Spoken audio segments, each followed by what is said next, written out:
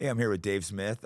Dave Smith, I'm a big fan of him, comedian, political commentator. I actually knew you from political commentator before your comedy, but your comedy's great too. I think you're probably doing a bunch of other things. Oh, you're talking about running for president, Libertarians? Not right now. Yeah. But so we're probably gonna agree with like 95% of things. But I'm gonna start off something, a clip I saw you where we disagree. Might as well Sure. get that over the way. Sure. I don't think it's gonna be a big argument, but I saw you say you didn't think that Israel controls America. Was that? Do you still feel that way, or?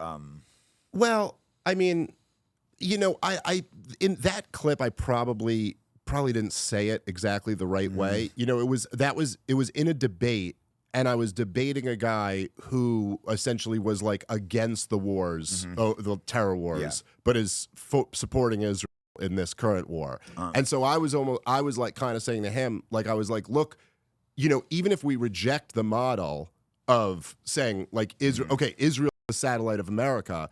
Still understand here that this would still be a satellite who's trying to persuade us to fight these wars. So like now again in that debate, you know, like I think that clip was like I didn't watch the whole debate. Well, it was right. So it was the week that Fuentes was going at me, So I think and he shared that, and so a lot of people were jumping on that clip. But like in that debate and countless other times on my podcast, on many of the biggest podcasts in the world, I've like gone into detail about the level of influence that Israel has over us. If you disagree, I was going to go into detail of how, but yeah, I don't think I need to do that. I mean, like, I think we're pretty much in agreement. These are all things I've talked about quite a bit, and not just like, I mean, from the level of influence that the lobby has to the level of influence that neoconservative hawks have, the level of influence that blackmail operations have. I mean, there's a ton of stuff there. Okay, yeah, However, it's also a lot of it depends on how you look at it. I mean,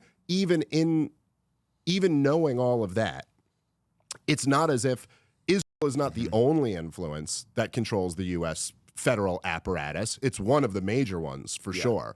But still, even in that model, it's about controlling the U.S. Because the U.S. is the global empire. Like, it's our military-industrial complex, not Israel's. You know what I'm saying? But so, like, in other words, I wasn't really having the debate that, no, there's no Israel control over America. So I did think that it was, look, there were a few different things in that week where Nick's corner of Twitter was upset with me. There were a few different things there where they kind of like took this old tweet or took this old clip, and it's like, look, I'm not blaming them because I probably could have said it better in that clip, but yeah, it's a lot of people were responding to me like, well, do you even know about this influence? It's like, yes, I've mentioned that quite a bit. Yeah, so, I think they're using it, which something that I kind of don't like is, look, see, you can't trust these Jews.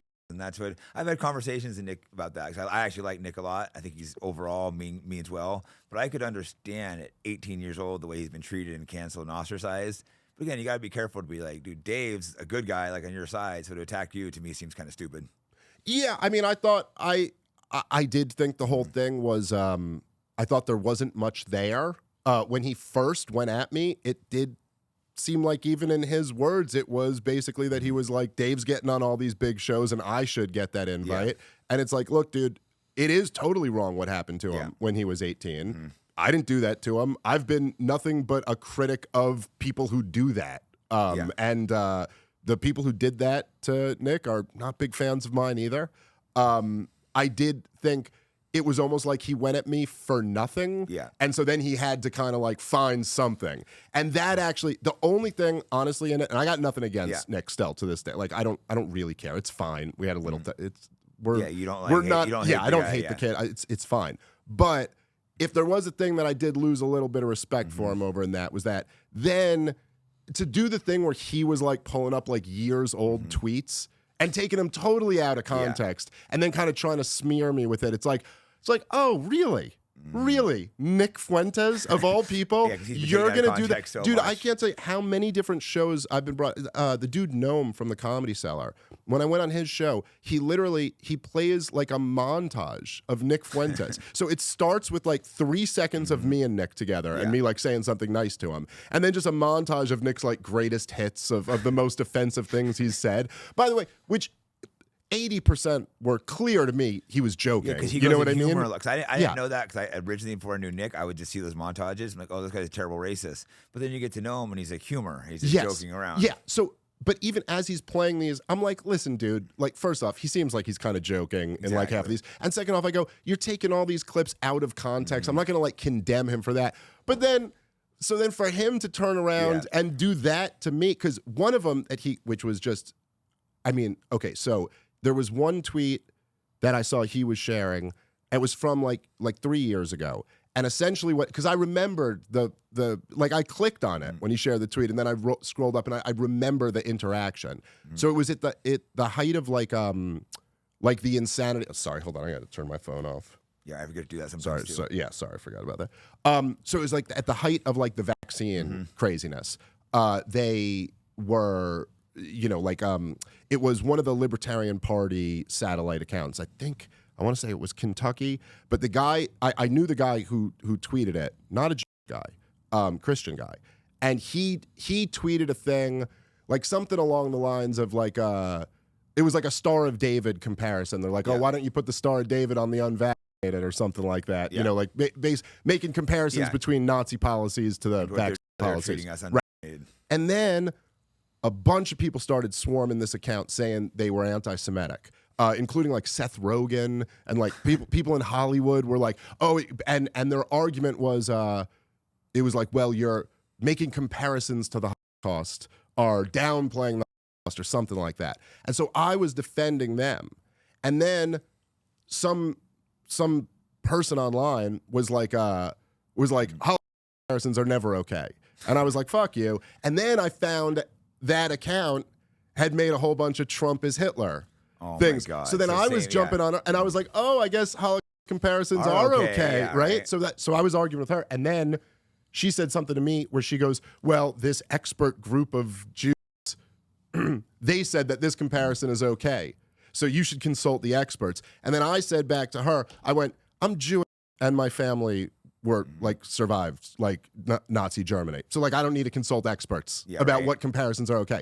So then fucking Nick takes that response from me and goes, look, Dave's saying because he's allowed to talk about this, but other people aren't. And it's like, nah, dude, if you look at the context of what I was saying there, I was saying, fuck this stupid game. Exactly. It would be on the level of like if a white guy got in trouble for using the N-word and then a black dude was like, nah, he's got to pass. You know, and then I have passes in case I say it in the show, just so you know. Yeah, I've got the three. Hodge twins I brought three with me. The Hodge twins, the Tate brothers, they're all half, so I think that equals. Well, there you go. You got it. So anyway, but then it would be like if that guy was like, "Oh no, he's got a pass," and then you went, "Oh, he thinks he has the right to give out passes," and you're like, "Come on, dude, that's not." So anyway, it was just that kind of rubbed me the wrong way. No, but it is what it is. I actually told, I think it was on the podcast, not in person, that I disagreed. You know, him being attacking you because you are a guy like. You've done interviews with him. You've platformed him when no one else was. Something that did get me though, I saw that he was on yours, Glenn Greenwald's, and I think there was another guy, Adam something. All Jews. I'm like, oh cool, I can put my episode with Nick on here. They took mine down. I'm like, so the Jews can keep it up. That kind of pissed me off. I was like, well, I don't know if that's if what was protecting them. Maybe you guys went into spicier shit. I don't know how that algorithm works. I don't know. We actually were pretty reasonable on it, but I don't know. I can't say if that's what it was. I don't. But well, probably, I also wasn't like arguing with him that much. I disagreed with him on some things, on multiple things. Like I challenged him on like with you, some of the race mixing stuff he's against. We mostly, I'm not an argumentative kind of guy, but I told him the things I disagreed with him on. So well, I didn't have him on. I had him on my podcast in, I want to say 2018, twice. And then I had him on after he got kicked off. It was like right when he got banned on YouTube. I had him on, I think, the next week. But then we did like a debate years after that, but that wasn't on my YouTube. That was on, I think it was on, it wasn't on Rumble, it was on Odyssey, I think. Because I was trying to decide because people tell me don't post the episode, and I looked on there and saw, I'm like, oh, other people have them on. I can post it. Nope, took mine down.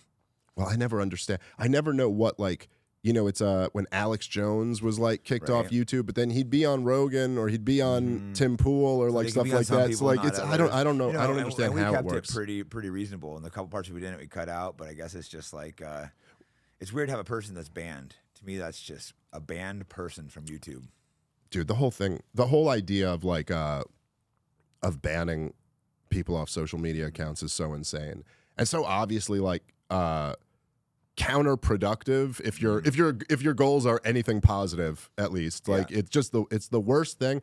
And it one of the things that this is part of the reason why I had Nick on after he got kicked off YouTube the first time. And one of the things we were talking about was like I have always I've just benefited a lot over the years from reading provocative thinkers. Yeah. And a lot of times there are people who are like they're outside the box. They'll say radical things, and perhaps there'll be a guy. There's lots of people like this who will, let's say they say 4 different things. Yeah. One of them will be like, will be like, I don't really think that's right. The other one will be wildly offensive, and you'll be like, I think that's genuinely wrong. The third one, you'll be like, oh, that really made me think. And then the fourth one, you'll be like, that's the best point I've heard this year. You know, and like, you have to have room for those type of people. Like, you know, it's like, we always like kind of preface a lot of, not always, but like, you know, you'd be like, no, I don't agree with him on everything, but blah, blah, blah. It's almost like, yo, we don't need to say that all the time. I like, caught myself saying that with Nick, and it's like and I was like embarrassed. I'm like, I can't, but I didn't say it with no one else. I'm like, wait, why am I saying I don't agree with him on everything? I shouldn't have to say it. Of course, I don't agree with you on everything. None of us ever agree on everything. I was like, caught myself doing that. Yeah. It's just like, well, that's it. It's like you got it to have like a healthy, to have a healthy society. You have to have room for those thinkers, you know, who are like provocative and say some edgy things and get some things wrong. And like, that's okay, you know? I like but Nick, he really listens too. There's been times where I called him random stuff, you know, private conversations obviously, but he'll like listen to ideas. Doesn't mean necessarily going to take them, but he's super open to suggestions, criticism, at least with me, you know, because maybe we get along, but I can call him whenever and we can have a conversation and get good feedback, give my feedback. He gives his. I'm not going to say he's going to listen to what I say, but he'll at least process it. Sure. And that's like, you know, it's cool. A lot of guys are so like stubborn and he's not. I'm sure you could call him and have a good conversation with you. Yeah. So, no, I'm sure. Yeah. I mean, you know, I don't at this really. Point, there's no reason. You guys will talk in at some point. It's fine, but you know, like that rubbed me the wrong way that he came at me like that. No, I thought he was. I didn't like it either, even though he's my friend. But again, you know, it is what it is. It's not honestly like one of the reasons why I never got sucked into the like you must condemn Nick Fuentes bullshit. Well, I mean, part of it is just my personality type and the age I come from. Like, I don't know. It's just like that's not none of this shit is racist. Whatever. Well, first off, I always had that attitude. I've always black supremacist. I don't care. Well, as long as they treat me good. So from my perspective, right, and I've been podcasting for a while. I mean, I was doing my podcast in 2012. Not with a big audience or nothing, but I've been interested in these ideas since 2007. And so like, I'm a hardcore libertarian. Yeah. And one of the things, I mean, I remember talking about this back in 2012 on air. I mean, I was talking about it privately before that, but there's kind of like, to me, okay, so there's, as like a radical libertarian, we live under, in the United States of America, the biggest government in the history of the world. Yes. By far. It's not even a close second, you know? And the progressives, who are the ones who always champion expanding government, they have this like cultural worldview where they determine that being a bigot is the worst thing you can possibly be. Worse than like a child molester. Right. Like worse than anything. Yeah. I mean, it's like worse than a murderer, worse than like, well, look, I mean, if someone doesn't like me because I'm white, who cares? Well, look, I'm not exaggerating when I say, okay, so even if when Donald Trump was president, okay, just to use the guy who the progressives hate so much, right? If he had on one day, if he had drone bombed a wedding in Yemen and killed 16 kids and, you know, a bunch of innocent people at this wedding. And on the same day that he did that, he said that, you know, like a trans woman is just a dude in a dress. We all know what the scandal of the day would have been. It's so sad. It's so sad. And it's so sad. And to me, as like a libertarian, you go like, well, no, look, the whole core of my philosophy is that like, we believe like people have natural rights and you shouldn't be allowed to violate their natural rights. So how does that at all, that can't match with a system that says violating people's rights, even to the point of murdering them, is somehow not as much an outrage as like, whatever. A man or insulting a Jew.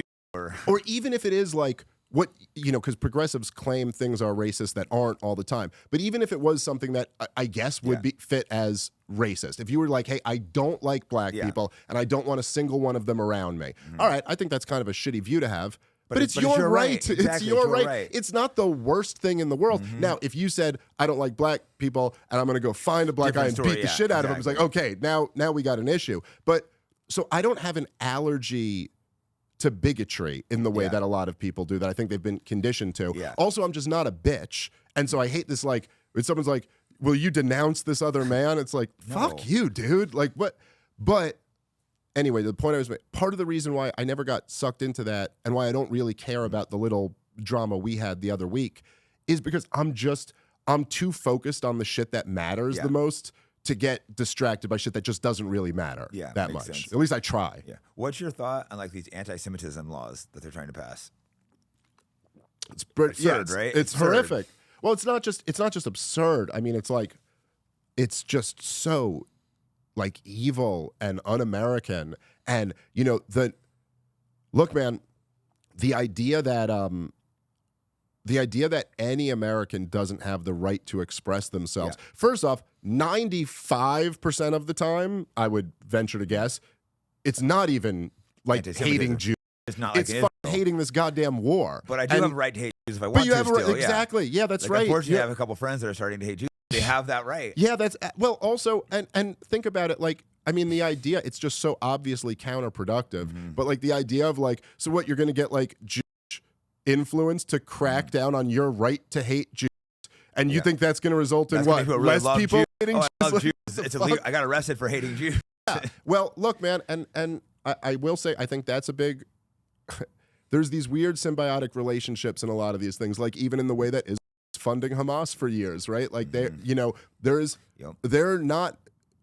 Look, Rabbi Shumley is put out into the public to make people hate Jews. I'm convinced of that. Is the only reason that guy exists. Because they like that. Because we were talking about how some of this anti-Semitism seems like they're deliberately being driven from Israel. They want Jews to feel persecuted, like they have to support Israel. That's kind of, I mean, is that kind of your agreement, or? Yeah. Oh, no, I think so for sure. And I think that in the same way, like I was saying to you before, in the same way that MSNBC loved Charlottesville, like Joe Biden still brings Charlottesville up to this day. To this day, in 2017, 200 people had a rally, and that still comes up after everything this country's been through. But why? Because that's the perfect like foil for them to go, see, that's the Trump supporters. Racism is a problem in our country. They want to start up a white ethno-state or whatever, Like I just talked to a black nationalist yesterday, wants to be on the show, and had half an hour conversation with him. Nice guy. He just thinks, I disagree with him, thinks we should leave separate. I mean, hopefully I can bring him on the show without it getting banned, but it was so interesting. It's like, I want to hear his perspective. Why does he feel this way,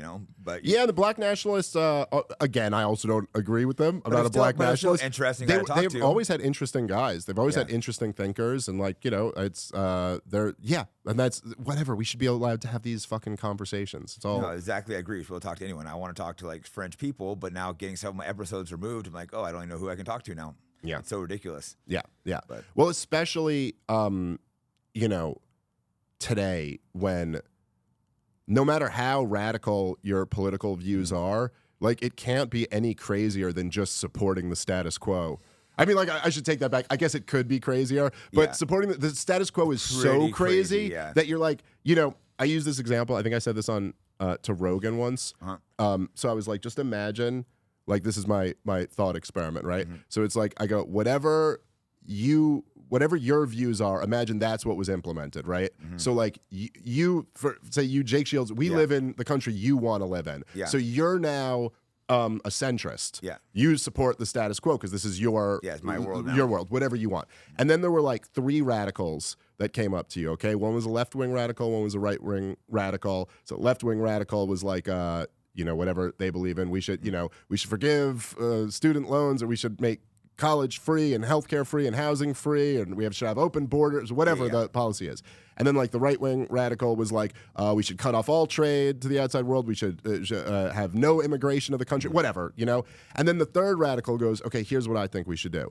I think we should start 7 wars based off lies and kill millions of people, spend ourselves $35 trillion in debt, keep the borders completely open, fund proxy wars all around the world. Like, it's not like you would be like... Yeah, you just summed this up perfectly, because that dude, is what we're doing. That dude is more radical than the radical leftist or the radical right. I mean... But that's who's running our country. They're or at least close. Right. And that's what we're living through right now, is that the establishment is more radical than you could possibly imagine.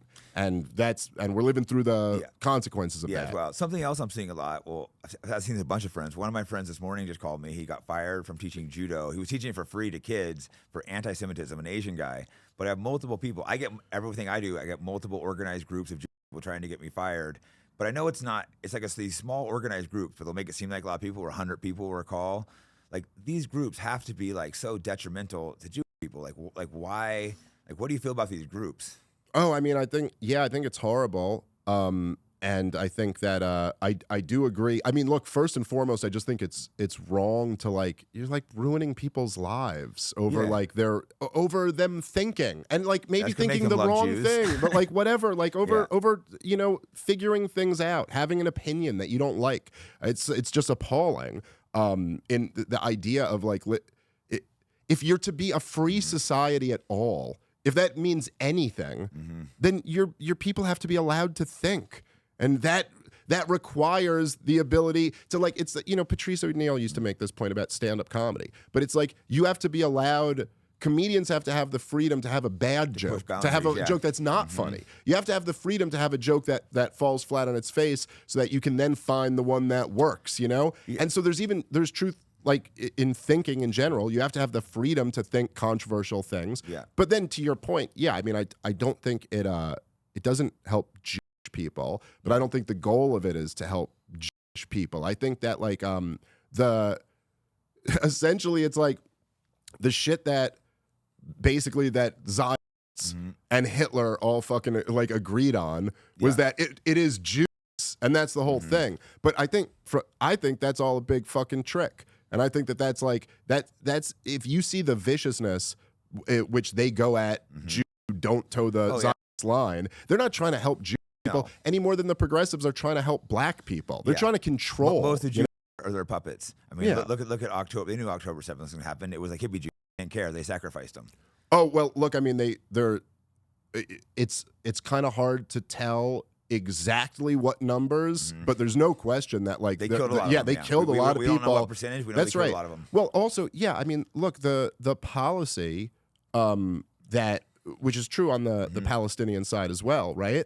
But they're all willing to sacrifice a bunch of their own people in order to achieve the next step of their goals. And it's like, look, this is kind of basic, like, public choice theory stuff, right?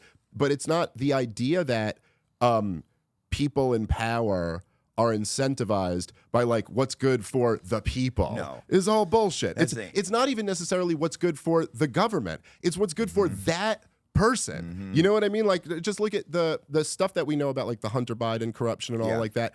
Part of the reason why he didn't go down for any of that is because every goddamn senator has a nephew or a kid brother or a son who's involved in one of these schemes. What is it? What's Nancy Pelosi worth? Like $200 million or something? Her husband just happens to be one of the best traders she's in the making world. like $300K a year, and she's worth they'll do a massive trade, then there'll be a law passed. They got all this shit. So the whole thing is, like, corrupt. But I do think that it's like I think that. I'm sorry, I'm at this goddamn festival. I've been losing my voice. We were out drinking last night. I'm glad you made it. I'm like, hopefully Dave's going to show up. I texted you this morning. But I think that it's a very strange time that we're living through right now. I remember thinking this on October 7th. Like, on October 7th, I remember being really aware that, like, I was like, Israel's about to go berserk. They're going to way overplay their hand. And it's not only is it going to turn everyone against them, but they're not going to be able to control the narrative in the way that they traditionally could. Used to having all the media, because they can't just shut everybody up. And you still see it, right? Like, I think on MSNBC, I think a couple hosts there got fired who were, like, too pro-Palestinian, stuff, I think, right? But those guys just go to the internet now, and everyone still hears what they have to say. And what are you going to do? How are you going to control You know, exactly. We have Tucker large Carlson audiences. and Andrew Tate, and like, there's just so many people here. What, you going to get them to shut up? I don't think so. No, exactly. We're So, getting like hundreds of millions of views a week and stuff. And like something that happens too is I was speaking against Israel, and they started accusing me of anti-Semitism, so it causes me to go a lot worse. So it starts making you be like, screw these people. Yeah. So they definitely, in my opinion, they can push you that way. Like I said, if I didn't have Jewish friends, I could see being anti. Because these guys are always attacking me, death threats, trying to get me fired everywhere. Well, so the thing is, like, I'll say it like this, right? So so when Fuentes was going at me the other day, and like his corner of the internet or whatever, He he's got some hardcore followers for sure. Those guys go after you. But like it was fine. I mean, I have my corner, he has his corner, it's fine. But I will say that from interacting with a lot of them, right? For me to even talk about this issue, it's like which was kind of one of the funny things where like Nick said at one point, he was like, Dave doesn't represent us. He doesn't speak for us. And I was like, yeah, that's right. I don't speak for you. I've never, I mean, he said like, it was like, he said, like Dave's a Jewish libertarian. It's like, yeah, that's right. That's who I am. So, okay. That's like, you didn't like out me. Yes, that's who I am. So I don't represent you guys. And just to be very clear, you could just ignore this next part I'm going to say, because it's a heads you win, tails I lose thing. It is with all of these arguments. It's like, if you've started with your conclusion, then there's no winning an argument there. So what they'll say is that they'll go, well, Jews always try to control every side of the argument. And so if there's a Jew against Israel, then that's just the Jew. So if the Jew for Israel, then that's proof that he's a dirty Jew. If you're against Israel, that's also proof you're a dirty Jew. But I will say, I do think that that's like, the thing is that if you do get to the point where you're just like, oh, fuck all the Jews, I do think you've lost the plot. Now, you could take that as proof that I'm just here to control the narrative or something like that, but just from my perspective, that's pretty stupid. But I will say that one of the major problems is that you should be allowed to take the gloves off with every group of people. Exactly. And Jews are the group where there is almost like no safe home to do that. If you do that with, like, look, Candace Owens was doing that with black people for years. And all the people who, they were literally hoisting her up on a chair like a bar mitzvah for being like, look how great she is for doing that. And as soon as she brought that same energy toward Jewish people, even though she went out of her way to be like, I'm not saying it's all Jewish people. I'm saying like there's this group of Jewish people. There's an elite group that clearly is not the best people. And that there's almost something like, when you're allowed to speak openly and honestly, it defuses situations. You know what I mean? Like, it lets the air out. And when you're not allowed to do that with a group of people, it's almost like all that tension gets trapped and then it explodes. No, they drive you. Like I said, if I didn't have a bunch of Jewish friends, I could see getting driven down that path. Sure. But the Jews have, such good people have been good to me, so I'm not going to go down that path. And I try to encourage other people not to, but I can understand how they go there. Yeah, well, I mean, I feel, I think there's a similar thing with Muslims too. Oh, where it's like, like if I hadn't met some like really decent Muslims over the years, I maybe could have fallen into some of that shit. But then you're like, no, I don't know. I mean, like, say what you will, but like, this guy's cool. No, so like, I disagree. After 9/11, I fell for it a little bit. Then I met some Muslim friends, and they were so great. And people nowadays, when I stick up for Palestine, they're like, Muslims hate you, and it's like, I've been to these countries. They love me and treat me great. Yeah. Well, look, the other thing is that. Most people are good people if you talk to them one-on-one. Yes, I agree. We both travel a lot. In comedy, you're constantly traveling. It's like you realize most people are good people if you sit and have conversations with them. I think I 100% agree with that. And I also do think that, look, a lot of times, man, when you start getting driven by your conclusion, and especially when you go in kind of like a racialist or some type of like collectivist direction, I've just seen this with so many people across all different political ideologies. It leads to sloppy thinking, and you end up getting it wrong. And like, this is one of the things that the people who don't like Jews say all the time, like on Twitter and stuff. They'll be like, "Oh, I'm just recognizing patterns, man. I'm just and it's like, yeah, that's right, and we are pattern recognizing creatures. But the problem with recognizing patterns is that it can also lead you in the exact wrong direction. So this is what the feminists say when they go, "Oh, all the CEOs of Fortune 500 companies are men." Yeah. And you're like, well, yes, the that's reason, true, but what are you extrapolating from that? That represents men, Fortune 500 CEOs? No, that Yeah, not represents very many, 500 men, and then there's just tens of millions of them who are like homeless in prisons, working class jobs. So like, I think that, look, there are real patterns, and there is, like, I'm not trying to downplay what's actually happening, because it's also not that there are these people who are in, like, disproportionately in positions of influence, but it's just a coincidence that they're Jewish. It's not that either. Like, oftentimes their Jewish identity is a big part of why they believe. I don't think you could be in BlackRock if you're not stuff like that. So it does get a little tricky. Well, also, it's because of the culture in the Jewish community that is very, and this is really started in the 1960s, not in the 1940s. In the 1960s, the Holocaust really became like the thing in the collective minds of Jewish people. That was so many movies and yes, and then this was something that Israel very successfully was able to kind of play on. It feels like they almost pushed it themselves to run it to get Jews more like Jews seem like the most tribal group. They kind of jumped. I mean, you obviously aren't. You've jumped the opposite way, but it's a whole. They're so like pro Israel, pro this. I think like the condition of the Holocaust are people. They're always told they've always been persecuted. So I think it's a smart strategy done by the elites, in my opinion.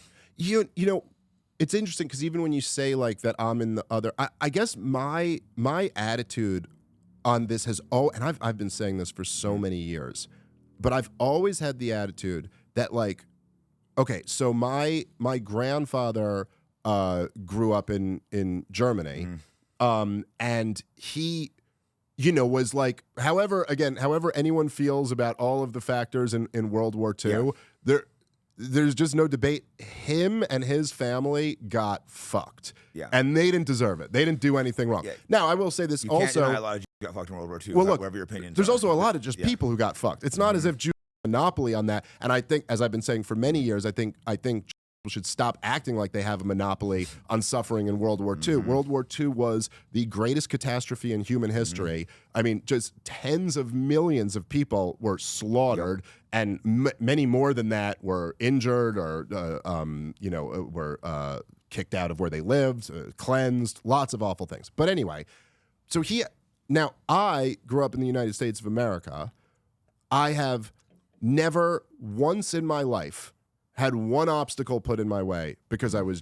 I mean, I've never I don't know. Maybe someone was a dick to me once or something. But I'm saying there's never been any major thing like I couldn't get this job, I couldn't live in this neighborhood, I couldn't do. So I go. To me, I'm Jewish. I live in the United States of America.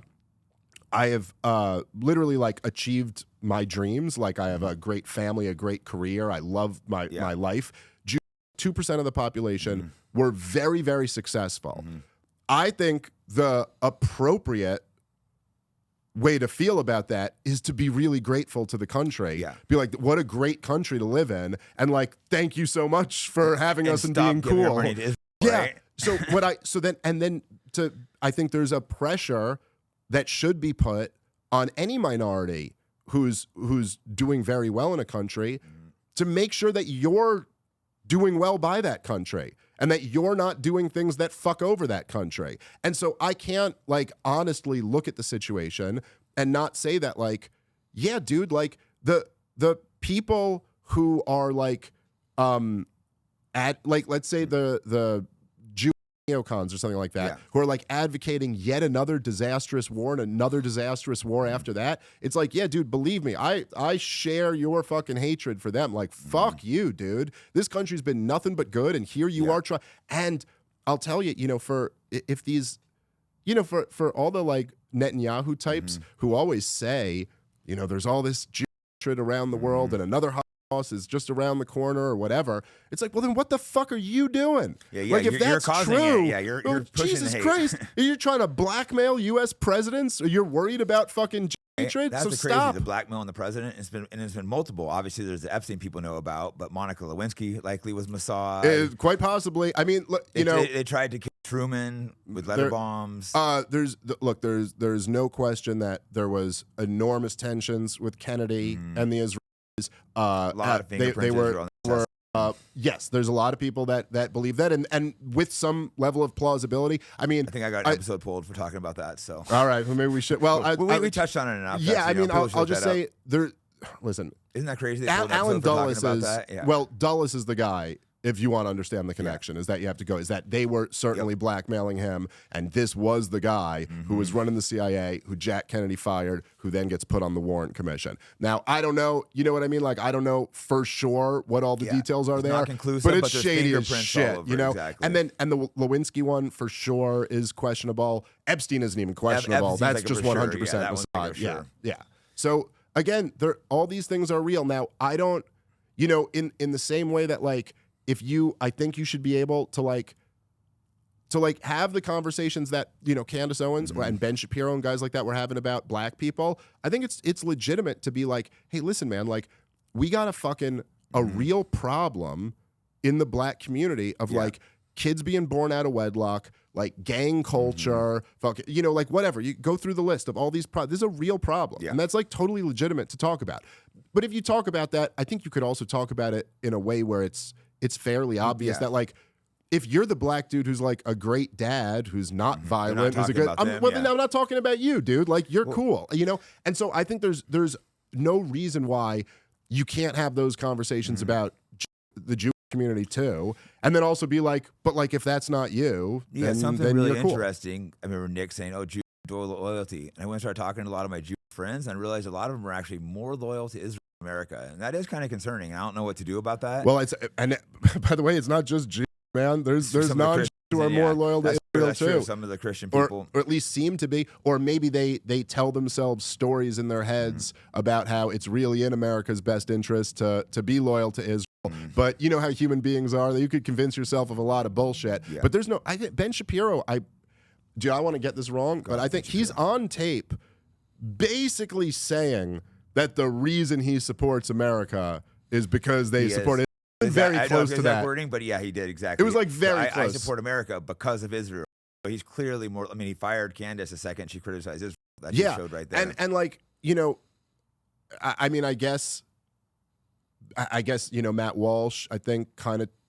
He's as good as you're allowed to be at Daily Wire. One of those guys are talking. And he's like, well, I don't know if you necessarily need to be loyal to America, and they all jumped all over him at once. It was like 3 or 4 of the guys. Can't remember their names. It was like whoever. I remember. I saw that. Jumped on him right at once. No, you have to. You can't. You're not a patriot unless you. It's just so ridiculous. He's just like he shut up real quick. But look, I will for guys like that.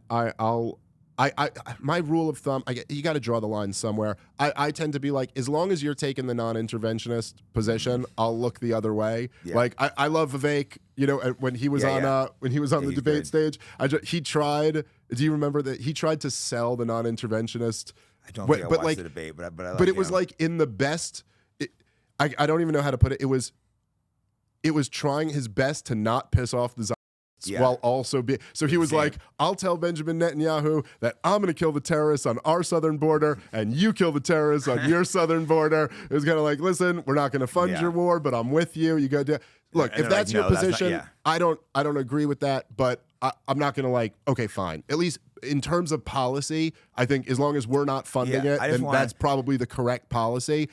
Yeah, I think it's evil what they're doing to the Palestinians, but I think as long as we weren't funding it, it would be a lot more reasonable. I think if we weren't funding it, Israel would have to come to table with a deal. They wouldn't be able to keep massacring them. No, there's because we're funding all the wars and the weapons, they're able to totally brutalize those people. Dude, there would have been. It's not even just like come to a deal now. The deal would have been worked out long ago, dude. You know what I mean? They would have to. It'd have to two-state solution. That's right. The only reason why Israel has been able to get away with occupying Palestine since 1967, for longer than the Soviets occupied Eastern Europe, is because they've had the unconditional support of the U.S. It's D.C. is what's allowed them to do this, and so and that's it. You know, I had Congressman Matt Gaetz on my show the other day, like just a short interview. He didn't have that much time, and I didn't push him too much on this. Like I asked the questions, but I didn't push him. But he did admit at one point, he said, well, if we just continue, supporting it could turn into like a moral hazard, type thing. Yeah. But we're not there yet. You said we're not there yet, but it could. You're like, it's getting close. You don't think we're there yet. Well, yeah. You don't think we've crossed that line where like it might be doing some things that they wouldn't otherwise do without a U.S. backing. I mean, come on, dude. Like, it's just too ridiculous. The pagers, well, real quick, I want to backtrack real quick. Just time-wise, just a quick 5 minute. You want to give a quick history of Israel? Because I think a lot of people don't quite understand. They just hear it was always their lands, God choosing people. They don't understand what it started in the 1897 or something, the Zionist movement, and So, well, of course, I think because you understand this better than me, so I'll let you. Well, sure. So, like, and because it's really not an exaggeration at all to say that the way they tell the story is, I mean, they do a good job. But you can't even imagine that they would be so brazen in the way, and like, so they, I mean, I saw both Ben Shapiro and Dennis Prager have these videos, like these short videos on the history of Israel, and they got like millions and millions of views on them. And I'm not even exaggerating when they're telling you the history, and the way they go is like they go, in 1947, the UN voted to give both of them a piece of land. And in 1948, Israel declared its independence. And then all the Arab countries attacked Israel, and somehow miraculously Israel won. And like that's the history. So that's what I was taught. So if you're asking me to give a quick history, like I just want to preface it by saying like, obviously, I'm not going to do justice to what's the podcast you recommended that you said was amazing? Dude, Daryl Cooper's Fear and Loathing in the New Jerusalem on the Martyr Made podcast. It's incredible. It's a time commitment, but he goes through the whole history, and it's really does a phenomenal job. It's not a 5 minute thing, but just I wanted to give you a couple points real quick for the audience. So essentially, right, what it is that all this stuff about that Ben Shapiro and Dennis Prager saying, this is all bullshit. This is not what happened. All the slogans, which are very nice and they sound really good, and there's a land without people for a people without land. Like, who could argue with that, right? Right. Except it's just a bold-faced lie. Slogans. But right. So essentially what happened is in Eastern Europe in the late 1800s, which was a time of a lot of, say, radical new political theories being worked out. There was the early Zionists came out, and so basically Herzl and a bunch of the other guys with it, and their view was that they wanted to start a Jewish homeland in Palestine, which of course was where their holy sites are, and according to the Holy Book. Now, what's kind of interesting here, right, is that these were a bunch of Eastern European atheists. That's what I always laugh at. They're atheists, European descent, saying that was God gave them that land. Now, I will say, if you can for a second, however you feel, and I would guess your audience skews to be more critical of Israel than friends of them. I would think so. But I would say, even if as a critic of Israel, you could kind of step back and appreciate that this was a group of poor atheists who had never been to Palestine and wanted to start a country around a religion that they did not believe in, around a language that they did not speak. Like, they didn't even speak Hebrew. Yeah. They ended up doing it. And there's a lot to that story of how they actually pulled this off, which is pretty amazing. A lot of it has to do with getting, I'll give them that. Well, a lot of it has to do with getting very powerful international financing behind it, but this was their goal, and they started to put this plan into action. And the major problem that they had was that there were already people who inhabited the land. They didn't very much care for getting kicked out of their land, and there were as the early Zionist settlers started to move in. And they were being more and more brazen about their plans of making this their state. More and more conflict started rising up. Ultimately, after World War I, the Ottoman Empire collapsed. The British Empire ended up taking control of Palestine under a League of Nations mandate. During World War II, there had been conflicts this whole time, but during World War II, the British trying to, they were essentially the British. In World War I, committed to facilitating they made some kind of deal probably for money, right? To give them, but they promised it to both sides. Well, yeah, they were promising everyone everything. They promised Syria Arab independence. They promised Syria to the French. They promised Palestine to the Arabs. They promised it to the Jews. Yeah, they were just trying to raise money. Well, look, and you're in the middle of a world war. You're like, first things first, let's win this war. then we'll figure out what's up. We'll yeah. figure out what's up afterward, right? But so the Balfour Declaration, right, was written by Lord Balfour on behalf of the King of England, was written to the Rothschilds. It wasn't written to anyone in Palestine. Literally to it was the written to the Rothschilds to go, hey, you finance our war, and we'll sign off on this project that you support. So, but there's a lot of resistance from the Arabs who live there. Yeah. So the British are juggling a lot of different things. They cracked down pretty tough on migration during the run up to World War II and in World War II, which really pissed the Zionists off there because they saw that rightfully as their best opportunity to get people to move to Israel, which was their big project. Then the early Zionists, basically, they were run by these like terrorist militia groups.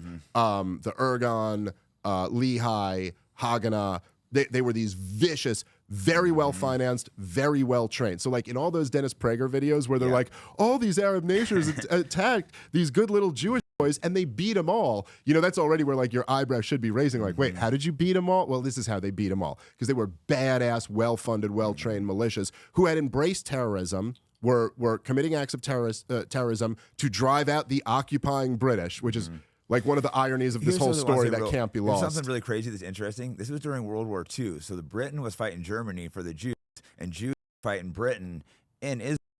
Yeah. How crazy is that? And they say no one came to defend us because they were literally in war with Britain, who was war with Germany at the exact same years. That's so crazy to me. Well, it is true in a sense that no one came to defend a lot of the Jews who were stranded in Europe. But at the same time, right, then there's this other side of the story. And another interesting little like kind of note of history is that the Stern Gang, who was one of those terrorist militia groups in Israel, I believe they met with Nazi officials once, and I think they were trying to work out a partnership with them because they liked what Adolf Hitler was talking about. Now, I don't know. I don't think they liked what Adolf Hitler did at the end of the war. No. Like, I don't think they were like on board with the genocide. But when Adolf Hitler's plan originally was kick all the Jews out of Europe, the Zionists were like, hell yeah, that's our plan too. Get them all over here. Well, they even sunk a ship of Jews that were getting left. That's how ruthless these people were. So they would kill Jews too. It was any means possible. Oh yeah. You might remember the ship, but they sunk this ship. Yeah, I think I know what you're talking about. Because it was getting sent away, and they blew up the ship, and it killed a couple hundred Jews. Yeah, they were like real hardcore guys. Yeah, they bombed the King David Hotel, killing 91 they killed a bunch, including British, Jews and a bunch of British. Yeah. So then essentially by 1947, right? So this is after King David, all the terrorists and all that shit. The British basically just throw up their arms. And they're like, dude, the empire's crumbling after World War II. They're done. They kick it over to the UN. It had just been created. And they throw it to the General Assembly. And the General Assembly, after a lot of, let's just say a lot of unethical persuading. Bribery. Yeah. A mix of bribery and threats. Yeah, you know? killing a lot of people too. Yeah. So a mix of both of them. They didn't have the votes, but they ended up bribing / threatening their way to getting the votes, even though no one within hundreds of miles of Palestine voted for it. Like it was all like European and powers and stuff. But so they vote to recommend, which is just a recommendation because the General Assembly has no authority to create nations. So they voted to recommend that the Jews get 56% or something like that of the land, and the Arabs get the 44%. And the Arabs rejected it immediately because the Jews were a minority of the population there. They didn't own the majority of the land. Like there was no justification for it. And then essentially, like conflict started breaking out right away. There was like fighting in the streets. It escalated and escalated. The Jewish Zionist terrorist militias went around committing atrocities, forcing people out of their homes, and in the end, somewhere in the ballpark of 750,000 Palestinians were kicked out of their homes and never allowed to return. And so this is what created the refugee crisis to begin with. Then fast forwarding to 1967, Israel launched a preemptive war against Egypt. Then Jordan joined in. Now, you could debate, as there's lots of debate back and forth. I mean, Egypt was mobilizing their troops, and it was a bit of a provocation. I don't know exactly what the right move there was, but it wasn't the Palestinians. No. It was the Egyptians and then the Jordanians. It wasn't the Palestinians who attacked Israel. And they just took over. They took over Gaza and the West Bank. and they've occupied it ever since. Yeah, so they've been living as refugees this whole time. I don't realize. Ever since, Yeah. and they live as subjects of Israel with no rights whatsoever, and that has been the status quo since 1967. Zion can get into the weeds about the pullout in 2005. Like, if we had more time, we could go into all of that. Yeah. But essentially, it's all bullshit, and they've been dominating the Palestinians ever since then. And also, they've been heavily armed the whole time. Like, even back, Meyer Lansky was sending them weapons. Now America sends them the best weapons. So that's why they've been able to massacre. They have the best weaponry. Yes. And they could, and you know, I'm not like an expert in like military like hardware or anything like that. Yeah, me neither, but I've listened to several of them who are like, they couldn't conduct a month of this war without us. It's all us. It's our weapons, our intelligence, all of it is completely necessary for them to do it. So America is like 100% implicated in all of the horrors of what's happened for the last year. An American citizen, and then watching all these kids being killed, knowing I'm paying for it. It's not fun. Yeah, no, for sure. And you know, it's look, obviously, America, we've fought in a lot of wars over the last 20 plus years. All of them, you know, Israel supported and wanted us to a lot fight. of them, they pushed us into them, especially Iraq. Well, they certainly were. You know, it's such a network that it's almost like hard to say where one starts and the other one stops. There's certainly a lot of non-Jews who are Americans who are fucking like very implicated in this as well. Yeah. But there's certainly a whole lot of like Jew foreign policy establishment as well.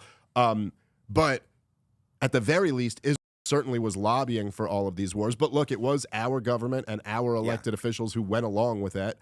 And we've done some pretty horrible things. Now, again, if I say that America's like done all these horrible things in these wars, no one confuses that from me saying every single American person is guilty of that. But I would say that there is something unique in what Israel's doing to Gaza that is just profoundly more fucked up than even what we did to Iraq or what we did, because this isn't just you starting a war with some puny country who didn't do anything this is starting a war with a group of people who you've held captive since 1967. It's like, you know, in the same way that, like, okay, you don't have an obligation to feed a homeless guy on the street. Like, you know, it's not your, now it might be a nice thing for you to do, but you don't have to do it, right? But if you go and kidnap someone, right? If you kidnap someone and you lock them in your basement and you starve them to death, you're guilty of murder. Yeah. So in a sense, right, when you kidnap that person and put them in your basement and won't let them leave, now you have an obligation to feed them. Like I'm not saying it's okay to do that, but if you're gonna do that, you have to feed them. And so in that same sense, like, I think when you have a people captive, there's a higher responsibility on what you're allowed to do to them. Like, this isn't a foreign country with a military of their own, with a government of their own. They have no means by which to defend themselves. Hamas isn't even a real military. It's like a small group of like what is, there's no real It's a gang. objectives there. There's not like, there's no one to beat. They're just, I'm sure you watch it, they're bombing schools like almost every day. It's just disgusting. It's the worst thing I've ever seen. Hamas is the toughest gang in an Israeli prison that Israel propped up and funded they to keep them running the thing. So it's like, no, there's just, look, it's just, I don't know. It's what Israel done to Gaza over the last year is just, it's the worst thing I've ever seen in my life. It's appalling, man. It's such an outrage. And that's also part of the reason why, I guess, in a way, it's just impossible. Like, it's impossible for me to, like I was saying before, I'm too focused on the shit that matters. It's like, there's too many times like that people like, you know, corporate media people try to be like, but aren't you appalled by like the anti-Semitism on Twitter or something? I'm like, gets blown, hey man, legs blown off, his family killed. Right, as soon as we get over, whatever, I can understand it. I just watched the 1,000th baby suffocate to death online. So like, actually, I'm more appalled. And then I'm watching Nikki Haley sign bombs. So actually, I'm a little bit more appalled by that than I am by mean tweets. They put my name on bombs too that I pay for. Like, they've written my name. That's like basically a death threat. It's ridiculous. Yeah, I think I did see that. So what was the point? So they did signed. They did my name. I think they put Andrew Tate's name, Jackson Hinkle's, some dumbass Israel fighter who's terrible, and then he's like, "I'll fight you." I'm like, "Bro, I'll fucking hurt you." The guy was like at a gym. He was at a gym in New York that I was out for, and he wouldn't even train with me because he sucked so bad. Like, Gordon Ryan's little brother, when he was like 15, just destroyed him. Like, you want to call me out? And then he's like, a boxing fight. And I'm like, he's called me to a fight now, and you're an MMA fighter and you're trying to make rules. Like, you're pathetic. If you want to fight me, I'll fight you anytime for free. Dude, I just fucking I hate the like, I really do. I just think there's something so profoundly evil. Like, it's like a biblical level of evil of the like celebrating warfare, that celebrating. Look, man, like, even if they're doing boat trips with kids to watch. So this is why I can understand why some people start turning anti-Semitic. They see this and they connect that with Jews, which is not the case. But you can see that when people see this, there's a culture, and they're taking their kids out to watch other kids be slaughtered. It's just like, how is this real? Yeah, I mean, look, dude, it's not. There's something very sick about that culture, and the truth is that I remember Glenn Greenwald said this once. I thought he's great. I love it. Yeah. But he's one of my favorite journalists. Really, one of the best journalists in the world. Really honest, really smart, really good dude. But he said this when Osama bin Laden was killed. And it really hit home with me. And it was when, if you remember, around Obama's re-election campaign in 2012, and I know Biden and a bunch of them, they had a campaign slogan that was like, Detroit's alive and Osama is dead. And basically they were saying, oh, we saved the auto industry and we killed bin Laden. And Glenn Greenwald was like, hey, listen, even Osama bin Laden, right?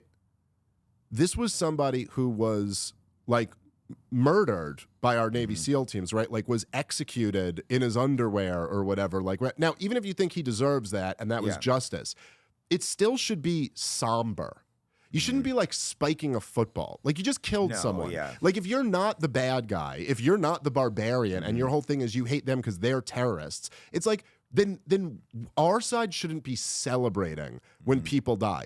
And if you're going to argue, now, of course, I reject the whole war, but if you're going to argue this is a necessary war, and it really is sad that all these innocent people die, but we have to fight this war, well, then don't be fucking celebrating. Like, what are you gleeful about? This should be dark they're and mocking sad. It and, like, laughing. It's terrible.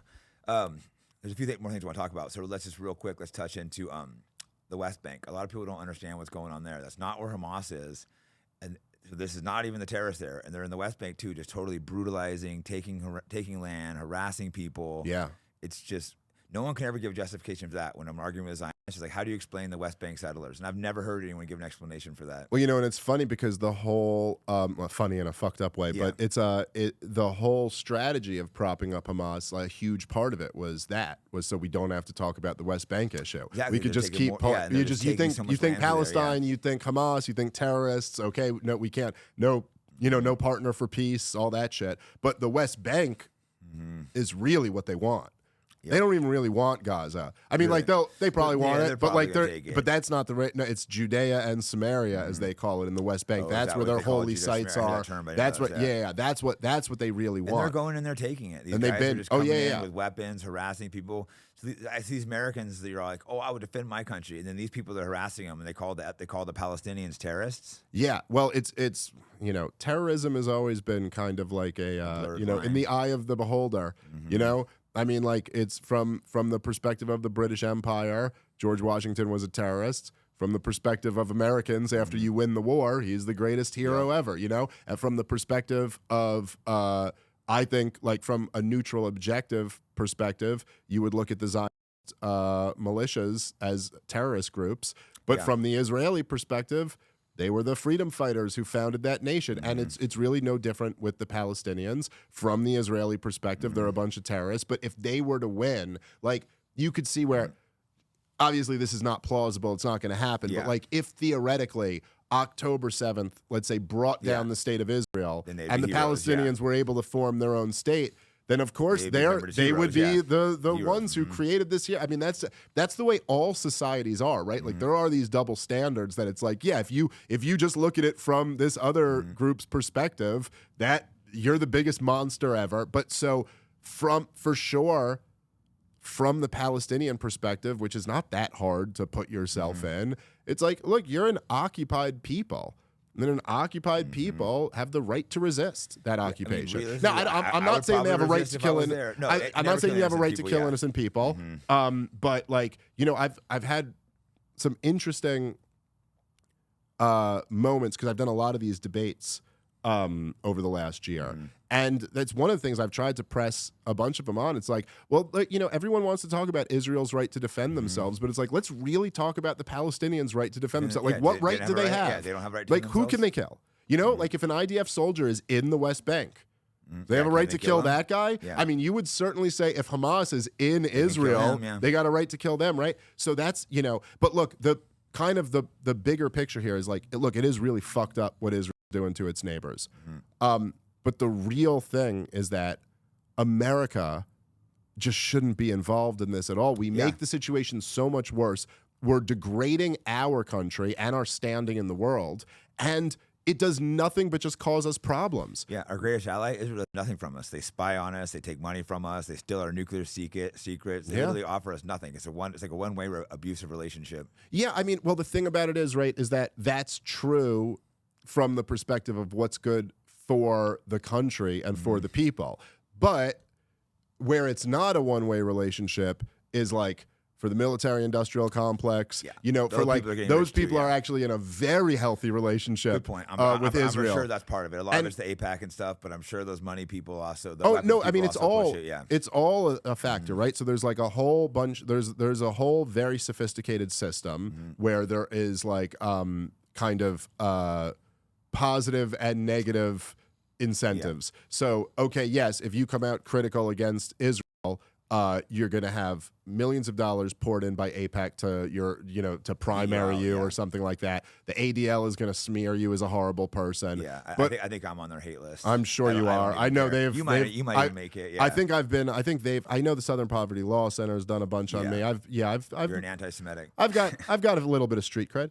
But you know, but then the other side of it too is that it's like no, and also like giant weapons companies make a lot of money off the relationship with Israel. In the same way, like anytime, this is why they're also always on board with NATO expansion or whatever, because it's like, oh, new clients, new people to sell weapons to. I had someone try to give me the argument that the money we're sending Israel was okay because it's just weapons, so it helps our economy. I'm like, fuck you. Well, like if that's true, I remember Peter Schiff. He's the best at he'd always have these like good like analogies that just cut to the bottom of that. But it's like, if that's true, right? So if that's good for the economy, let's say, it's like, well then why don't we just make fake bombs? You know, like they don't have to really kill people, but let's just have let's just make a bunch of fake bombs and then we'll just drop them all in the ocean. And so we'll and let's spend and then no one dies. And let's spend $5 trillion a year doing that because it's so good for the economy, right? But then, like, if you just think about it, well, if you just think about it logically, you're like, so what your view in economics is that like you think that if we were to devote our productive capacity to making fake things to then destroy those fake things, that'd be really good for the economy. You think that's how a successful economy is built? It's like this thing is all so fucking nutty. I think a lot of people don't realize how bad it is for all the printing money causes mass inflation, and the middle class is suffering right now. I mean, I'm sure on the upper middle class end, and stuff's expensive, you know, if you're feeding kids and family, like stuff is not cheap. Well, you know, and I will say, and by the way, this was, okay, I promise I won't mention it again after this. But this was the only other thing with the Nick Fuentes thing that the other thing that just rubbed me the wrong way was he was like there's just way he was dismissive of libertarians. Like he was like, oh, a libertarian is the guy who's going to, and it's like, look, man, I'm just saying to right wingers, there's a lot of very important lessons you could learn from libertarians. And if you want to just listen, I'll be the first to admit there's a lot of really goofy libertarians out there. There's a lot of people who are not serious, who use the term libertarian to describe themselves. But if you're talking about like the tradition of Ron Paul and Lou Rockwell and Hans Hermann Hoppe, these guys, like, these are the people who were talking about this money shit way before anybody else cared about it. Like, these were the guys when Nixon took us off the gold standard who were like, you're about to live through the era of big government and fiat currency and all this shit. And look, even today, right? Who's the most libertarian member of Congress? It's Thomas Massey. Yeah, he's awesome. Thomas Massey, the best goddamn one. He's by far and my so favorite. There was something to me also about that where I was like, hey man, like if you're like a right-wing, like harsh critic of Israel, Well, listen, who you been supporting? Trump No, he likes for Massey, these years? yeah. Well, it's like, yeah, Thomas Massey's the one who has the balls to call out AIPAC and actually kick him out of his office, not Trump. Yeah, that not was, who. He's who, the only one with not, balls. Not Matt Gaetz, not JD Vance. Show me one of these guys on the populist right-wing side who are a fraction as good as Thomas Massey Massey's the only on one I every respect. issue, on every issue that really fucking matters. And also, Thomas Massey was the one in 2020, the lone voice on the Republican side saying, do not pass this $2 trillion spending package. It's going to destroy the dollar. And like Donald Trump mocked him ruthlessly for it because, of course, Donald Trump is just never read a book. These hardcore Trump supporters just crack me up. They get mad at me because I'm not supporting him anymore. And it's like, the guy's a buffoon. What do you think he's going to do? No, this time it's going to be different. What happened last time? Nothing. Well, like why am I supposed to take this as an article of faith? That this time it will be different. It's like, well, could you show me? Could you signal in some way that you've actually learned something from last time? And like, here's what I did wrong last time. Here's what I'll do right this time. And it's just like a vague, like, you know, we put some bad people in, we'll put all the good people in this time. But then every time he talks about an issue, look who he filled his cabinet with last time, the swamp. He filled it with a swamp. But this time it's going to be perfect. And he already picked Vance and.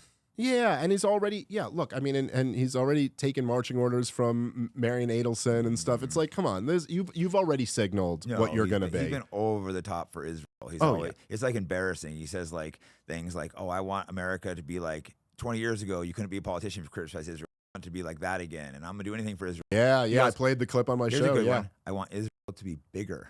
Yeah. What does that mean? You know, greater Israel. What's your thoughts on that? Lebanon? I don't know. I mean, I don't know what's conspiracy versus true on that, but they're wearing patches with it. And well, look, there's only so much you can judge people off of, like, and if you go based off Donald Trump's track record and based off his rhetoric, he is the most Zionist president we've ever had, and the most hardcore, much more than Obama, much more than Joe Biden even. And Joe Biden's been a pretty hardcore Zionist. He moved the embassy to Jerusalem, which is a slap in the face. He got the Abraham Accords through. This is what essentially every American president of my entire lifetime, at least, I don't know how far back it goes, but certainly of my whole lifetime, every single American president has always been trying to pressure Israel toward a two-state solution. And the whole goal, like if you know about the history of it, right, the whole thing with the Abraham Accords, which was Jared Kushner's brilliant idea, has worked out so well. Yeah, right. He's by the way, trying to take more land in the West Bank. Dude, it's so many. That guy's such a tool. By the way, it's so goddamn frustrating because as it was happening, there were a whole bunch of right-wingers as it was happening who were bragging about the Abraham Accords and how wonderful it was, what a brilliant plan this is now. And I was arguing with them at the time that this was like terrible. And now you look at the situation and they all still argue that it was like a smart strategy. But so if you don't, essentially the thinking in Israel, or I should say the thinking about Israel, and even in Israel to some degree, like Yitzhak Rabin in the 90s, even he kind of accepted this model to some degree, that it was basically like, okay, they have this problem with their Arab neighbors, and all of their Arab neighbors hate them because of their treatment of the Palestinian people. Yeah. And so the thinking was always, well, you have to make a peace deal with the Palestinians so that you can deal with the surrounding Arab countries. And so this was essentially, even Yitzhak Rabin in the Oslo Accord, this was essentially the framework. Yeah. You got to make peace here. You got to have a two-state solution, and then you can normalize relations with your surrounding neighbors. But Benjamin Netanyahu and the neoconservatives, and Kushner is the one who really put this into effect, their whole strategy was like, no. What we'll do is will bribe off all of the surrounding Arab countries. People don't understand this. Explain real quick what it is. I think a lot of people don't even know what it is. Basically, right? Don't they give like all the neighbors massive amounts of money too, not to like attack Israel? Well, this is more money towards Israel, basically. Well, this is essentially right. It's essentially been the deal since the 70s. Is that we'll pay? We started with Egypt, or he goes, we'll pay Egypt to not go to war with Israel. I saw how much money we gave Egypt, and I was confused at first, but then someone explained it to me. Like, oh, it's so they stay neutral. They're literally paying them billions of dollars to not invade Israel, not be at war with them. It's crazy. Well, that's right. And then, of course, when democracy swept Egypt, so Obama did turn on Mubarak at the end. When he was after, the U.S. propped him up for decades. Yeah. But at the end, then they turned on him, they overthrew him, and they held elections, and they voted in the Muslim Brotherhood, Yeah. And then that government got overthrown real quick. And I don't know. Yeah. I know Saudi was involved in that. I'm sure it had DC tentacles in it as well. I'm sure Tel Aviv. I'm sure. But you know, yeah. but anyway, yeah. Essentially, that's been the dynamic in the Middle East since the 70s. But so this was the Abraham Accords was like, all right, well, let's continue that. Let's bribe the AEU, or I'm sorry, the UAE. Let's bribe Jordan probably. I don't know the country. Bribe them off. Behind it, but give them fighter jets and missiles. A lot of money. It's not a small amount. Of money. It's a lot of money. So essentially, the American taxpayers, no free health care. People, it's ridiculous. Right. So we can bribe off with American taxpayer money all these surrounding Arab countries to sell out the Palestinians. Right. So essentially to let them know there is no hope of you ever gaining independence. You're going to live with a boot on your neck forever.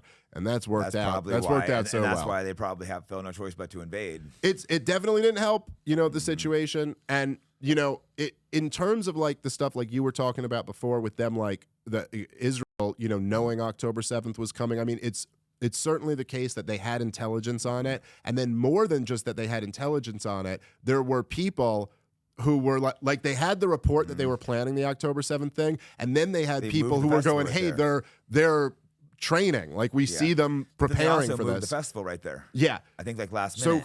But at the same time, want to die, a bunch of hippie Jews. But at the same time, I don't know. I mean, I don't know. Sometimes with these things, you never can like underestimate just hubris. Yeah. And how like kind of like there, and also just like this feeling of like we can control these motherfuckers. You know what I mean? That was Netanyahu's famous line was, "We can control the height of the flame." Yeah. And so he was basically saying like, we're funding this terrorist group there, but like we could control not letting it get here and keeping it down here. And sometimes they have these attitudes and then they realize they can actually control it, you know? So I don't know exactly what happened there, but there's no question that they were fucking playing with that game. It blew up in those people's faces. This doesn't want to have like the hard proof, but I feel like they built him up. It allowed it to happen. That's why they moved the hippies right there. But again, it's one of those. I don't know. Anyways, there's a few more topics I want to talk about. We don't have that long. So let's switch it up real quick to what's going on in Lebanon right now. That's pretty insane. Well, several aspects of it. Let's start with that pager attack. What's your thoughts on that?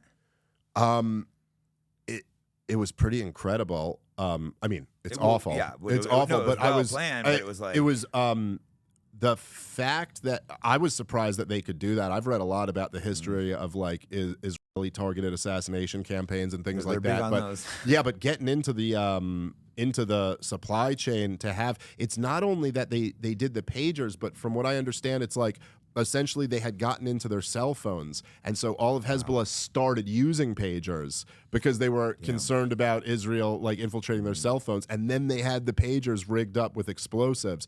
A very sophisticated, operation. I mean, in a way, it's like Israel for years was always kind of like they were talked about having like the most sophisticated intelligence. And then after the last year, that reputation had kind of taken a beating because it was like, really? Well, you couldn't even stop fucking October 7th from happening or whatever. So it like they looked very weak. Obviously, like it looks weak for intelligence when something like October 7th happens.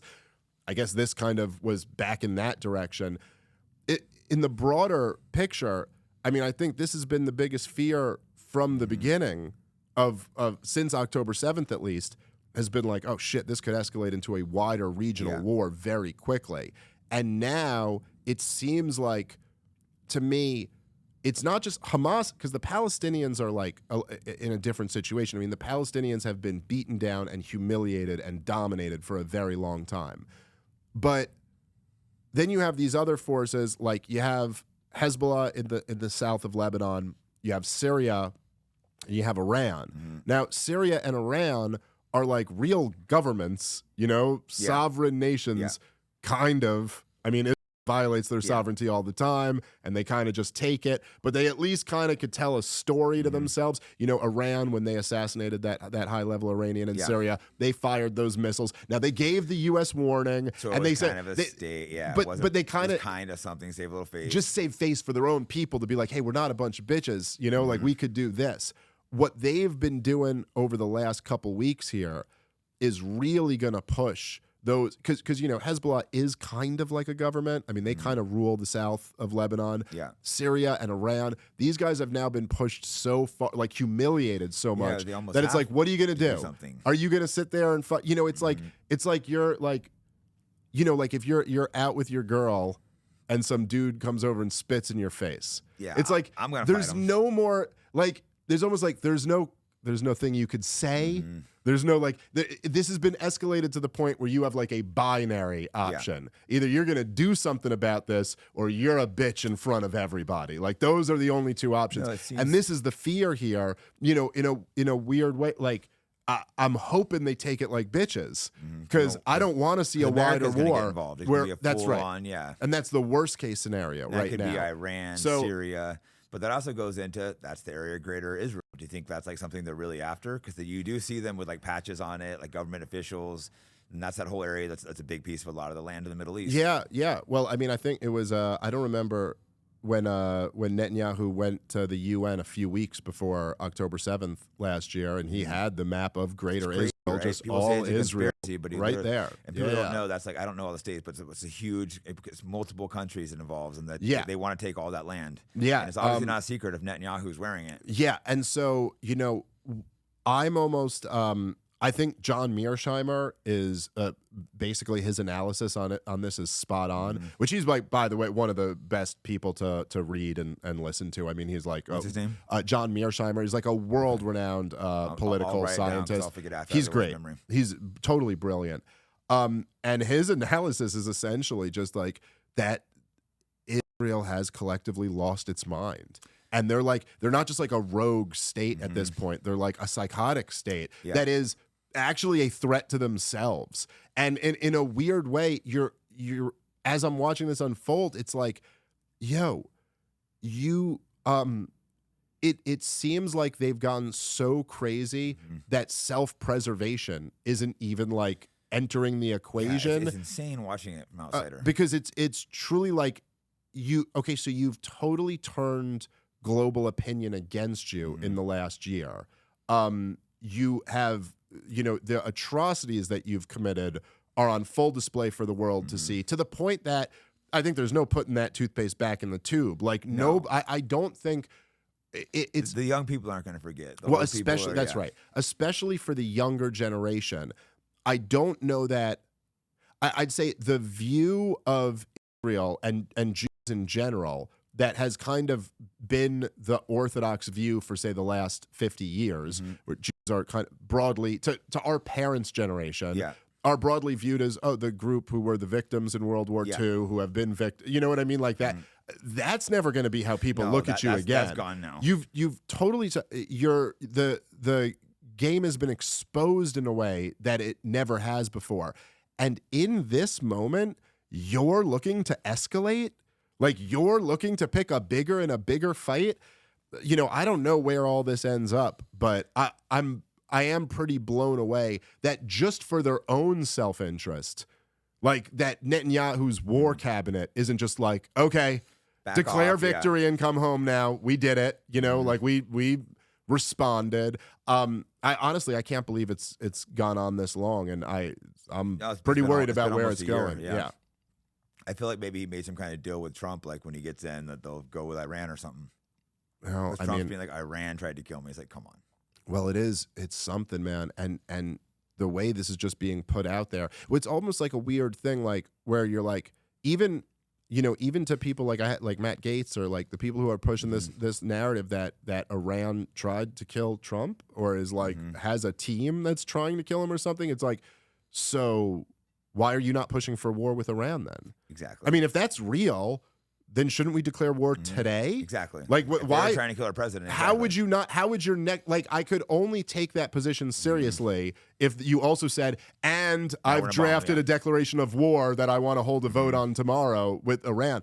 And seeing as how you don't want to do that, and not one shred of evidence has been presented to the American people that Iran had anything to do with this, I'm after you know, the war in Iraq and the war in Afghanistan and the war in Libya and in Syria and in Yemen and after COVID and after Russia collusion and after, you know, all this shit. Lie after lie after Forgive lie, me if my default starting point is I don't believe you until I see some goddamn evidence, you know? Point now. So like, yeah, that's, but unfortunately it's like, in terms of like,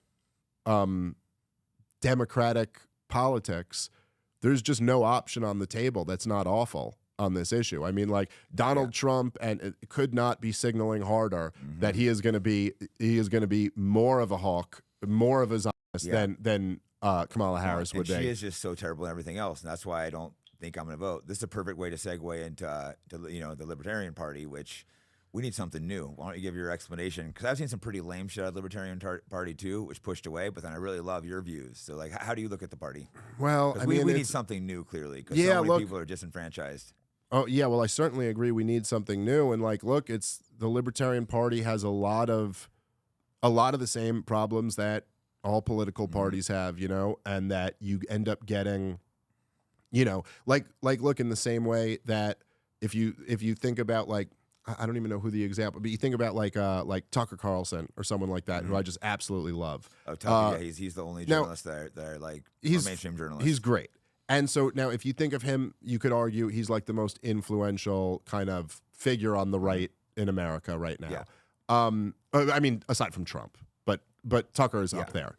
But then you just look at, like, say, the average person who has like a speaking slot at the Republican National Convention, and they're just so terrible, you know. And then like Tucker is so great, and then this guy's just so terrible, and it's just like part of that's because the party is a bureaucracy, and it rewards the people who play that game, and it's almost like it's always like, you know, all these people, politicians in general, they're like the student council nerd from your school. It's like the worst fucking person, who like goes into that. So the Libertarian Party is not without those problems too. I think that, you know, what America, unfortunately, like what America really needed was Ron Paul. Yeah, what America really needed was Ron Paul to win in 1988. Ron Paul was supposed to win the presidency. So better off right now, or they would have killed him. Dude, that's probably more likely. But I did like my buddy Scott Horton, who's totally brilliant. By the way, check out his new book. I think is coming out soon, called Provoked, and it's the history of the war in Ukraine. It's so good. It's really long, but it's so good. And I want to talk about Ukraine, but we're not going to have time now. Yeah, that's fine. I really want to talk about do that next time, with you, but I'm looking like that's an hour, at least an hour. Yeah, no, I hear you. Yeah, we just got. I know there's always too much, but anyway, no, like he used to always run the counterfactual, like Ron Paul wins when he runs third party in 1988, and then Ron Paul's the president when the Soviet Union collapses, and then he's the guy who could dissolve the empire, return us to a republic, you know, like, but this is what we needed. But we didn't get that. We got Donald Trump. Who people think he's an amazing leader, but he's not. Well, listen, the thing about Donald Trump is like, there's something that Donald Trump had a lot of factors that allowed him to win. And part of it was being so famous and so rich and so funny, and so brash. And that he pisses people off. And so, like, whatever it is, Donald Trump was able to harness that kind of like meme energy. You know what I mean? Like, just in a way that, look, a lot of people who are just like good podcasters or good, you know, streamers, people online are able to kind of harness that energy. It's a powerful thing to be able to harness, you know, like when he was, you know, with the stuff he did with Jeb Bush, the stuff he did with Hillary Clinton at those debates, it was great. It was brilliant. Harness this, like, you know, whatever the energy of, you remember back in 2017. I loved it. So part of me loves Trump. That's why I'm so disappointed in him. He's just so funny. But the thing is, but that's always what he was. He was able to do that. But what Donald Trump was never was like somebody who had like a deep understanding of anything. Like, that's just not him. He's like, he's instinctually very intelligent, but intellectually there's just a lot missing there. And so, you know, there were these guys like, look, Pat Buchanan and Ron Paul, who were kind of like these Republican dissidents, like in the 90s, who were really like led a right-wing challenge of the military-industrial complex in the American empire. But the thing about those guys was like, they were fucking brilliant. Like they had, first off, they both wrote like 15 books, but they had read like 5,000 books. Like they were just, you could talk to those guys. They're just brilliant. They just fucking know everything. It's like and I've met Ron Paul many times. That's one of the most impressive things about the guy. Is like you could talk to him about anything, and he knows. He knows. He'll start talking to you about the latest conflict in the south of China and like who the players there are. He just knows everything. It all. Yeah, to be president, you should have a big understanding. Trump of all had that. none of that, and so he isn't even like. It's one thing to say, like, you could be like, oh, he didn't realize he was putting all the bad people around him, but it's like, that's such a problem. Dude, you didn't know John Bolton wasn't the right guy? You hadn't figured that out? John Bolton. Dude, I am just a fucking shit-talking comedian. I can't understand. I'm a fighter like, you know, I can't understand this shit 1,000 times better than you do. You got to understand that. Like, dude, I understand you don't know everything. Yeah. I'm not expecting you to know everything. No one knows everything.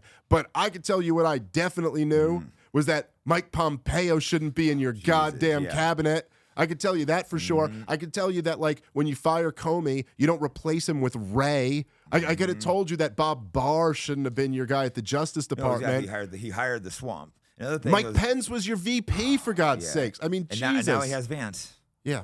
You know, which I guess is a slight improvement over, like, you know, there were rumors that he was going to go with Rubio, but the fact that there were even rumors that it could even be plausible that Rubio might have been your pick, it's just like, embarrassing. Jesus, man. Yeah, Pat Buchanan's interesting because my parents were liberal. I grew up like, oh, he's this bad guy. And recently I stumbled across some speeches and stuff. I'm like, oh, this guy is badass. I need to go watch more of his stuff and read some of his books. Yeah, no, he is the best, dude. His books are incredible too, dude. Like first of all, he's an incredibly talented writer. Like he was a speech writer. That's how he gets. So he's just like they're fun books to read. Yeah. But he is so goddamn brilliant, dude. And no, he was one of like the OG, like real conservatives who had the balls to break with the conservative movement when they were going in such an awful direction. Yeah. And it was really at the end of the Cold War is when he broke off from like kind of the more mainstream conservatives that went in the direction of like terror wars and everything awful. I saw a funny video. I think it was some AIPAC person or something. They jumped on stage, like booing him. He just shoved him right off the stage. Like, get out of here. Like, oh yeah, I know what you're talking about. Get off. So that was that was, I believe that was from when he was running for president in 1992. So he basically, if you could imagine, like the Soviet Union collapsed in 91. So this was the next year. And he was running like a campaign that it was basically like, look, now we're going back to being a normal country. We're not cold warriors anymore. We're going back to being what the founders envisioned for us. And, you know, if like, honestly, like if we lived in a better world, he would have won, you know, and the same, listen, it's like, and by the way, for anyone like young right-wingers, I don't hold this against you. Because you weren't there, but I will never completely forgive Boomer Cons for not supporting Ron Paul in 2008 and 2012. Yeah. You motherfuckers picked John McCain and Mitt Romney over Thomas Jefferson. You had goddamn Thomas Jefferson right in front of you, and you chose these fucking, like, these Warhawk, empty, nothing, like, just totally unimpressive, just like these guys who are just nothing but shills anyway, like as if they were conservatives in any meaningful sense. But, you know, whatever, that's the past. The positive thing is things are changing now because people like us could go into media. Like a comedian and a fighter, we can put our voices out there and start getting reached. People like Joe Rogan are massive. So things are changing. You know, Twitter. That's for sure. We have different ways to reach people now and wake them up. So I think there's a little bit of hope. No, listen, I completely agree with you on that. And I think that we're entering like a whole new, like a crazy paradigm shift. And that typically when that happens, there's a lot of reason to be concerned, but then there's also a lot of reason to be optimistic. So like, you're like, okay, there's the potential for disaster, but then there's also the potential. And I think what you just said is like the main, I think to me, that's like the biggest white pill is that what's happening, if you zoom out and look at it, is that like for the first time in human history, the monopoly on information has been cracked. Right. And now there is no monopoly on it anymore. And so, yes, a lot of bullshit can get out, but also the truth can get out in a way that it never could before. And I'm assuming with you it's probably the same. You probably just felt like the system probably driving you crazy, and you're like, well, maybe I should start a podcast and start trying to speak up, start trying to make some changes. Like normal people can make changes now. Yeah. Oh, and when I started, it was literally just like therapy. Like I was just like, I got to say that I got to get this out, or I'm going to make all my friends hate me. So let me just speak it into the so my world. Friends don't have to hear it nonstop. Yeah. So, but there is something where like, I remember. So I'm 41, and like, so I'm old enough to vividly remember like post 9/11. Like I was an adult, a young adult, but I was an adult. And I remember it was like in September 2001, 9/11 happens. It wasn't until 2003 that we invaded Iraq. But for that whole time period, from the end of 2001 all through 2002, was just war drums for Iraq, just laying down the propaganda. Oh, and it was all bullshit. He's in bed with Al Qaeda. He's got nuclear weapons. Muslims, yeah. Sunni and Shiites, they're enemies. It was all It was all goddamn. Well, he was like, in the bath or whatever his party was, but he hated the Al Qaeda guys, and they were brutal enemies. They were enemies. But for that whole period while they were laying down that war propaganda, we just didn't have anything like what we have today. Yeah. Like there was no Joe Rogan, there was no Tucker Carlson, there was no Twitter's massive too. There was no Twitter. I mean, I don't think Twitter even existed at the time. No, definitely didn't. Yeah. So like, and that's where the news is all. Yeah. There was nothing like any of this shit, and so they simply couldn't do that again in the same way they did. So to me, that's like that's a reason to be optimistic for sure. Well, I think guys like us can make a difference. That's why I started speaking up. Obviously, my manager, everyone's like, "You're an idiot. Don't speak up and stuff." But I'm like, I feel like I have to. It's like try to save my country. I have to like try to push what's right. I think men. It's incumbent on men to speak up, and I think that telling the truth is way more powerful than people realize. There's ideas matter, and this is why governments use propaganda. It's because they know the ideas matter. A lot of times when you start saying things, other people are secretly start telling you they agree with you. Yeah. No one will say it, but then when I'll be the first one to start saying these things, and everyone's like whispering, "Oh, I agree with you." So it's like, well, then say it to other people. Yeah. Our ideas aren't fringe. Yeah, and also like, I mean, I think I feel a little bit of like an obligation too to like like I got kids, and look, there is probably I shouldn't even say probably. There's a line where I could be silenced. You know what I mean? Like I got little kids and I have to be around for them. I have to protect them first and foremost, like that's. I'm not scared of death, but I worry a little bit for my kids, Right. But then there's like a thing like where, people also, they'll have this thing where it's like, dude, that was really courageous for you to say that or something. And it's like, not really. Like, I'm not really taking that much of a risk. It's like, okay, I'm not going to get a corporate job, or like, you could get kicked off this platform. Like, it's like kicked off YouTube soon. Okay. But like, okay, if those are the stakes, then it is kind of incumbent on us to like tell the goddamn truth, especially when it's like, look, this country is like being destroyed over this shit.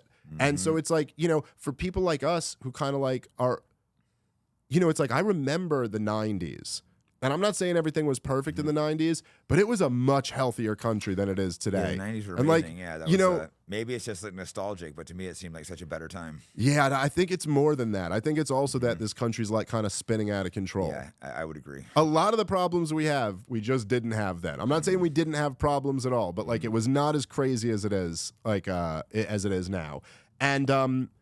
And so, yeah, I think like for especially people who have kids in this country, it's like we're all kind of like motivated by the same thing, which is like, hey, we want this is the country our kids are going to grow up in. We'd like it to be a nice place. We'd like it to be a nice place to grow up in. Yeah. And that is at risk right now. Well, the big one, when I was living in San Francisco, they're pushing all the trans stuff on kids, and none of the parents liked it, but they're all too scared to say anything. And they're all telling me, and I'm like, what? Like literally all the different people are telling me the same thing. That it's driving them crazy. They're teaching their kids this trans stuff, but they're all too scared to be called transphobic to go like, stop teaching my kids this crap. And that's just nuts to me, man. That's nuts that like there's got to be a line somewhere. Like I understand the impulse sometimes to be like, I don't want to be that guy who like says something, but when they're doing this type of shit, like abusive type shit like that, come on, that's got to be over the line where it's like, okay, have the uncomfortable moment, like say something. Yeah, like I said, I wanted to get into your claim, but I go in just a second. So I guess like the last question, I know you more from political commentating, but I've seen your comedy. You're actually hilarious too. Thank you. Like, when did you get into comedy, and then what started your transfer over? So I started stand up in 2006, and then I found Ron Paul in 2007. And just got really interested in his presidential campaign. So I was doing stand up already for a little while. And then it was all over the war stuff that I loved. You were always like kind of a political I wasn't, or no? No, I wasn't really like, I didn't really give a shit about politics. Like when I was a teenager and like in my 20s, it was like, I don't know, I was trying to get laid and get drunk. And yeah. That's all I cared about. That was, that was like not even on my radar. But I was like, you know, I was in New York City during 9/11, so that kind of affected me, and it was like, oh shit. And then, you know, I was coming of age during the George W. Bush years, and I didn't like him. God, he was terrible. I knew he was a liar, and I kind of had like a vague sense of like the wars and the Patriot Act and all this shit were bad. But then when I saw Ron Paul speak, I was like, yo, who the fuck is that guy? I had never heard of this dude. And it was like, he was like this old country doctor with like Texas R next to his name, and then he was the most hardcore anti-war guy, and I just found that to be really fascinating. And then he was just making all these like arguments about economics, and I didn't really understand them, but I was just interested, and I just like fell down the rabbit hole and started reading all his stuff, and then, you know, reading all other people's, and, you know, just got obsessed with it. And then it just bleeded into my career. Yeah. And then years later, when the podcast took off, it, you know, became like my thing. When I first saw you, maybe Rogan or something, but you were like, you were making just so much sense. I'm like, oh, this guy's awesome. Well, I felt like I was kind of lucky in the sense that I started reading like all of the right people to read. So it was like Ron Paul and Tom Woods and Murray Rothbard and Lou Rockwell and Pat Buchanan and like they're just all these guys. I need to who's look like, them up. Once you read them, you're kind of like, oh shit, like I see the arguments that are being made here, and I get where they're just so much more, there's such better arguments than the arguments that are being made by the establishment and shit. So it was just, I was like, I was very lucky that I started reading like so many of the right people to read, and then it's kind of like once you see that, you kind of can't unsee it. Yeah, you never like switch from that view to the other. It's very hard to, and also like it's just the, you know, economics is it's an important science, man. And when you start to understand how they fuck with the money, how that fucks over regular people. That's why there's inflation. Yes. If you're normal middle class right now trying to feed a family, it's tough. Oh yeah. Oh no, it's it's the brutal. Grocery store, like I do well, and I look at the price sometimes. I'm like, what? Oh, it's it's unbelievable. It's especially crazy, just being our age, because it just sounds so like, and you don't pay attention like, all the time. How are but people surviving on like these lower wages? It's like it's tough. People want to like, oh, it's their fault and stuff, but it's like I don't know. It's tough dude. out I there remember, right now. dude. I remember like, if you made. When I was younger, if you made $70,000 a year, you were rich. Yeah, we looked at you like you were fucking rich. But feeding a family and $70,000 a year in a is city, impossible. if you're in a city in this country, like, New York, no way. Oh, you're underwater, dude. You're drowning. Yeah, it's horrible. Yeah, it's definitely tough. But yeah, I think that's a good time to wrap up. So, where do people find you? What's your podcast? Part of the Problem is my podcast. Partoftheproblem.com. It's all the shows are up there, and then I'm on Twitter and Comic Dave Smith and all that. Instagram, yeah, I'm the Problem Dave Smith on Instagram. You are the problem, huh? I am the problem. A little bit of both. Yeah, that's right. Oh, yeah, thanks for the interview. Dude, thank you so much. I really enjoyed it. You're the man, brother.